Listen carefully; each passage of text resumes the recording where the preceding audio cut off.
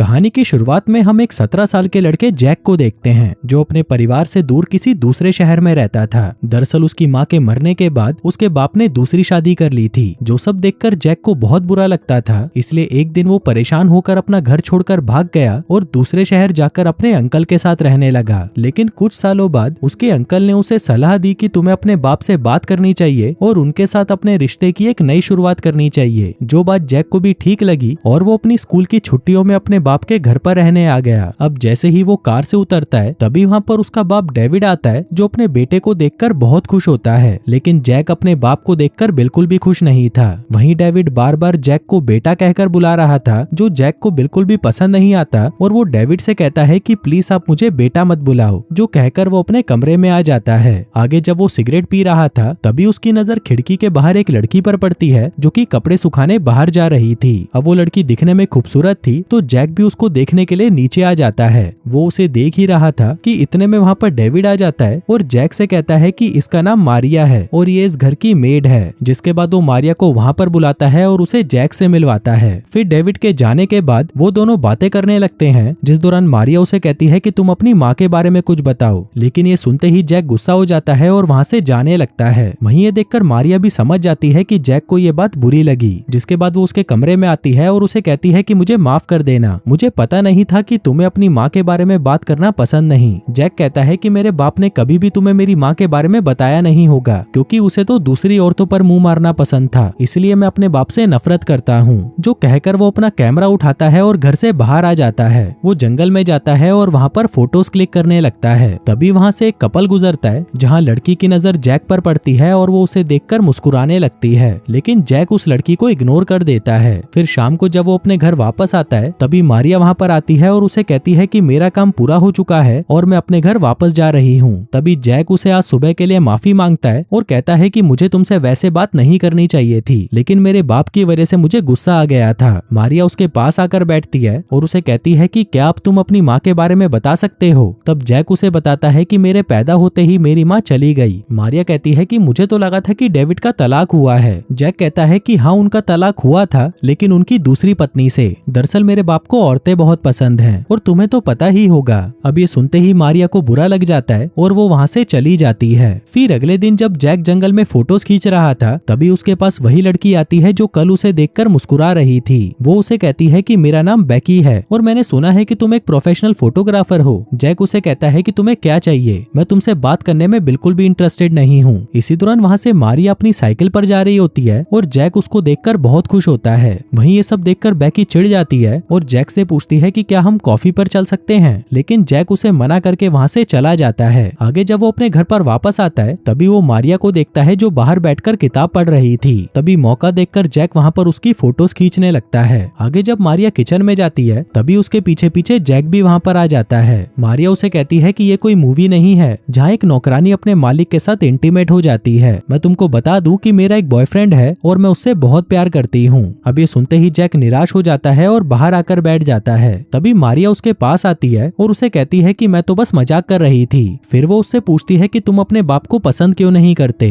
वो कहता है क्योंकि उन्होंने कभी भी एक बाप होने का फर्ज नहीं निभाया। मैं तो जिंदगी भर बस अपने अंकल के साथ रहा हूँ, इसलिए मुझे तो अपने बाप को बाप बुलाने का भी मन नहीं करता। मारिया कहती है कि मैं तुम्हारी परेशानी को समझ सकती हूँ। अगर माँ बाप चाहे तो अपने बच्चे की जिंदगी बर्बाद भी कर सकते हैं और शायद तुम्हारा बाप भी वैसा ही है। तभी जैक उससे पूछता है कि तुम्हारा कोई बच्चा है क्या। मारिया कहती है कि नहीं, मेरी तो अभी तक शादी भी नहीं हुई। अब ये दोनों ऐसे ही बातें करते रहते हैं, जहाँ बातों के दौरान जैक को एहसास होता है कि वो मारिया को पसंद करने लगा है, क्योंकि वो कभी भी अपनी दिल की बात किसी को नहीं बताता, लेकिन आज उसने मारिया को सब कुछ बता दिया था। अब इसके बाद से ये दोनों ज्यादातर समय साथ बिताने लगते हैं। फिर एक दिन जैक मारिया को अपनी माँ की फोटो दिखाता है और कहता है कि तुम तो बिल्कुल मेरी माँ की तरह दिखती हो। तभी मारिया उससे पूछती है कि फिर तुम मेरे साथ इंटीमेट क्यों होना चाहते हो। अब ये सुनकर जैक को गुस्सा आ जाता है और वो वापस घर के अंदर चला जाता है। मारिया भी उसके पीछे पीछे आती है और उससे माफी मांगते हुए कहती है कि मैं तो बस तुम्हें छेड़ रही थी, तुम मेरी बातों को ज्यादा सीरियसली मत लिया करो। जैक उससे पूछता है कि तुम्हारा पति कहाँ पर है। वो कहती है कि मैंने बताया तो था कि मेरी शादी नहीं हुई। जैक पूछता है कि कभी तुम्हारी जिंदगी में कोई लड़का भी नहीं आया।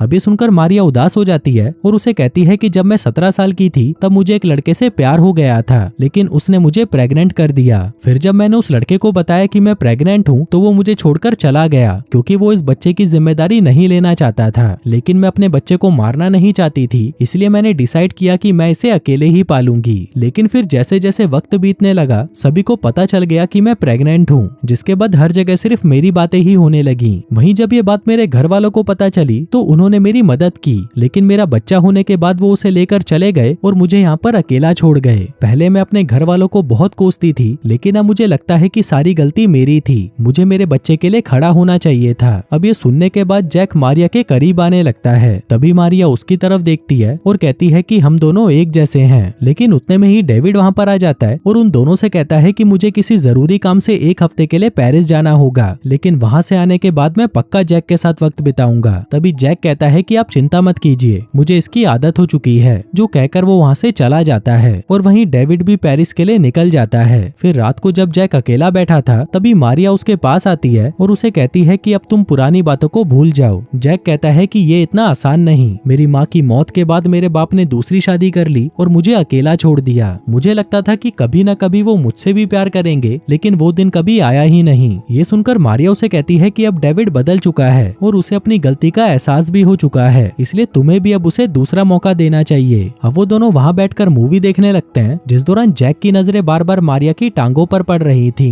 जिसके बाद वो वहाँ से सीधा अपने कमरे में आ जाता है और मारिया की तस्वीर को देखकर खुद को संतुष्ट करने लगता है। फिर अगली सुबह जब मारिया घर की तरफ आ रही थी तभी वहाँ पर उसका एक्स बॉयफ्रेंड जैकब आता है। वहीं मारिया उसे भी घर ले आती है, जहाँ जैकब उसे कहता है कि तुमसे अलग होने के बाद भी मैं तुम्हें भूल नहीं पा रहा, दिन रात सोते जागते मुझे बस तुम्हारी याद आती रहती है, क्या हम दोनों वापस एक हो सकते हैं? मारिया कहती है कि ऐसा नहीं हो सकता। जैकब कहता है कि कोई बात नहीं, लेकिन फिर भी मैं तुम्हारा इंतजार करूंगा, जो कहकर वो वहाँ से चला जाता है। उधर जैक छुपकर उनकी सारी बातें सुन रहा था। फिर जैकब के जाने के बाद वो मारिया के पास आता है और उसे घूर घूर कर देखने लगता है। तभी मारिया उसे हैप्पी बर्थडे कहती है। जैक मुस्कुराते हुए कहता है कि बर्थडे विश ऐसे नहीं करते, मुझे तो गिफ्ट चाहिए। मारिया कहती है कि मुझे माफ करना, मैं तुम्हारा गिफ्ट भूल गई। जैक कहता है कि मुझे तुम्हारे साथ इंटीमेट होना है। अब ये सुनते ही मारिया हैरान रह जाती है, पर तभी वो इस बात को हंसकर टाल देती है। लेकिन तभी जैक उसके करीब आता है और उसे कहता है कि हम दोनों एक जैसे हैं और तुम मेरे लिए ही बनी हो। मारिया कहती है कि तुम गलत समझ रहे हो, मैं सिर्फ तुम्हें अपना दोस्त मानती हूँ। जैक कहता है कि मैंने तुम्हारी और जैकब की अभी सारी बातें सुनी, शायद तुम अभी भी उसी से ही प्यार करती हो। मारिया कहती है कि नहीं, मैं नहीं करती। जैक कहता है तो फिर क्या प्रॉब्लम है, मैं तुमसे प्यार करता हूँ। मारिया कहती है कि तुम गलत सोच रहे हो, तुम्हें तो मैं तुम्हारी माँ की तरह लगती थी ना, तो अब क्या हुआ तुमको? जैक कहता है कि मुझे बस तुम्हारे साथ इंटीमेट होना है, जो कहकर वो उसके करीब आता है और उसे छूने लगता है। पर तभी मारिया उसके मुंह पर थप्पड़ मारती है और कहती है कि ऐसा दोबारा मत करना। तभी उनके घर की डोरबेल बजती है और मारिया जैसे ही दरवाजा खोलती है वो देखती है कि वहाँ पर बैकी आई होती है। तभी जैक वहाँ पर आता है और बैकी को अपने साथ कॉफी पर ले जाता है। वहीं ये चीज मारिया को अच्छी नहीं लगती और उसे बैकी से जलन होने लगती है। आगे जब वो दोनों बाहर घूम रहे थे तभी बैकी उसे कहती है कि मैं कई दिनों से तुम्हारा पीछा कर रही थी। जैक पूछता है कि तुम मुझे स्टॉक कर रही थी? बैकी कहती है कि हाँ, क्योंकि मैं तुम्हारे साथ इंटीमेट होना चाहती हूँ। जैक उसे कहता है कि आज मेरा बर्थडे है। तभी बैकी उसे गाल पर किस करती है और कहती है कि मेरा घर पास में ही है, मेरे पेरेंट्स भी बाहर गए हुए हैं और अगर तुम चाहो तो मेरे घर पर आ सकते हो। लेकिन जैक उसे मना कर देता है क्योंकि वो सिर्फ मारिया से ही प्यार करता था। आगे जब वो अपने घर पर आता है तो वो देखता है कि मारिया वहाँ पर बैठकर रो रही थी। जैक उसे कहता है कि अगर तुम मुझसे प्यार नहीं करती तो तुम रो क्यों रही हो? अब मारिया के पास इसका कोई जवाब नहीं होता।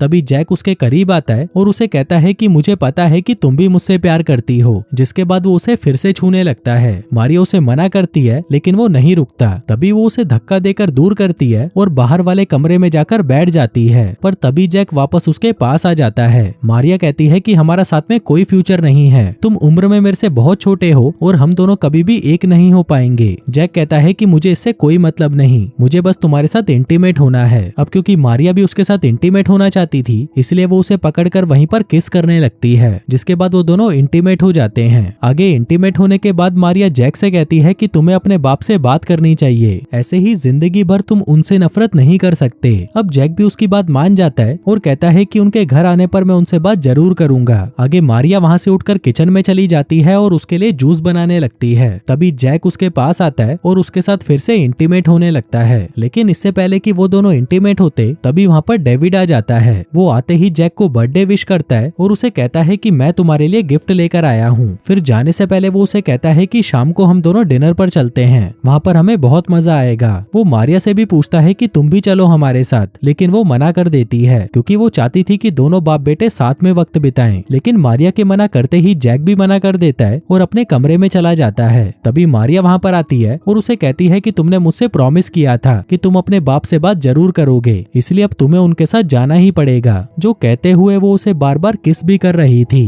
वो उसे कहती है कि अगर तुम डेविड के साथ बाहर गए तो कल पूरा दिन हम दोनों साथ में इंटीमेट होंगे। अब ये सुनते ही जैक खुश हो जाता है और उसकी बात मान जाता है। फिर उसी रात वो डेविड के पास आता है और बातों ही बातों में उसे बताने लगता है कि वो उससे इतनी नफरत क्यों करता है। जैक कहता है कि आप तो मेरी माँ से प्यार भी नहीं करते थे, इसलिए उनके मरने के तुरंत बाद ही आपने दूसरी शादी भी कर ली। डेविड कहता है कि मैंने ये सब तुम्हारे लिए किया था ताकि तुम्हें कभी भी माँ की कमी महसूस ना हो, क्योंकि एक बाप चाहे कितनी भी कोशिश कर ले पर एक बच्चे को माँ का प्यार नहीं दे सकता। वो कहता है कि मुझे पता है मेरे से भी बहुत गलतियां हुई हैं, मैं तुम्हें वो प्यार नहीं दे पाया जो तुम्हें मिलना चाहिए था, लेकिन अब मैं तुम्हारे साथ हूँ। अगर तुम मुझे एक मौका दोगे तो मैं अपनी सारी गलतियां सुधार लूंगा। जैक कहता है कि अब इसकी जरूरत नहीं, क्योंकि मैंने आपके बिना रहना सीख लिया है। जो कहकर जैक सो जाता है। तभी डेविड उसे गुड नाइट बोलता है और वहाँ से चला जाता है। फिर अगली सुबह जैसे ही उसकी आंख खुलती है वो देखता है कि डेविड वहाँ से जा चुका था। वो बाहर आता है और मारिया का इंतजार करने लगता है। थोड़ी देर बाद वहाँ पर मारिया आती है और जैक से पूछती है कि तुमने डेविड से बात करी। वो कहता है कि हाँ, और उस बात ने बहुत कुछ बदल दिया। तभी मारिया अंदर जाने लगती है पर जैक उसे रोकते हुए कहता है कि तुमने तो बोला था कि हम इंटीमेट होंगे। वो कहती है कि मुझे काम करने जाना है। जैक कहता है कि मैं कुछ दिनों बाद यहाँ से जाने वाला हूँ, इसलिए आज तुम मेरे साथ रहो। जिसके बाद वो दोनों एक पार्क में जाते हैं और काफी देर एक दूसरे से बातें करते हैं। आगे मारिया उसे अपने घर ले आती है जहाँ पर वो दोनों इंटीमेट होने ही वाले थे कि तभी मारिया रोना शुरू कर देती है। वो कहती है कि मैं अपने बच्चे को ढूंढने गई थी और कुछ समय बाद मुझे पता चला कि वो कहाँ पर है, लेकिन जैसे ही मैं वहाँ पर पहुंची मुझे पता चला कि उसकी एक एक्सीडेंट में मौत हो गई। जो कहकर वो बहुत रोती है। तभी जैक उसे संभालता है और उसे कहता है कि तुमने ही तो बोला था कि हमें पुरानी बातों को भूल जाना चाहिए और एक नई शुरुआत करनी चाहिए। जिसके बाद ये दोनों इंटीमेट होने लगते हैं। आगे इंटीमेट होने के बाद ये दोनों एक दूसरे को आई लव यू बोलते हैं और फिर से इंटीमेट होने लगते हैं। फिर शाम को जब जैक वापस घर पर आता है तो वहाँ पर डेविड भी बैठा होता है, जो उसे कहता है कि मैंने जो तुम्हें कल कहा था उसके बारे में एक बार जरूर सोचना। लेकिन जैक उसे कुछ नहीं कहता और वहाँ से चला जाता है। फिर कुछ दिनों बाद हम देखते हैं कि वो समय भी आ चुका था जब जैक को वापस अपने घर पर जाना था, लेकिन जाने से पहले वो मारिया से मिलता है और ये दोनों फिर से इंटीमेट होते हैं। जिसके बाद ये दोनों एक दूसरे को बाय बोलते हैं। आगे जब वो अपनी गाड़ी में बैठने वाला था तभी डेविड उसे बेटा बोलकर गले लगा लेता है, लेकिन इस बार हम देखते हैं कि जैक उसे मना नहीं करता, जिसका मतलब था कि जैक ने डेविड को माफ कर दिया था और फिर वो वहाँ से चला जाता है। उधर मारिया वहाँ से अपनी माँ के घर जाती है जहाँ पर उसकी माँ उसे देखकर बहुत रोती है। तभी मारिया उसे गले लगा लेती है और हम देखते हैं कि मारिया ने भी अपनी माँ को माफ कर दिया था। अब ऐसे ही कुछ महीने बीत जाते हैं और हम मारिया को देखते हैं जो कि प्रेग्नेंट है और उसके पेट में जैक का बच्चा है। और दोस्तों इसी के साथ ही ये कहानी यहीं खत्म हो जाती है।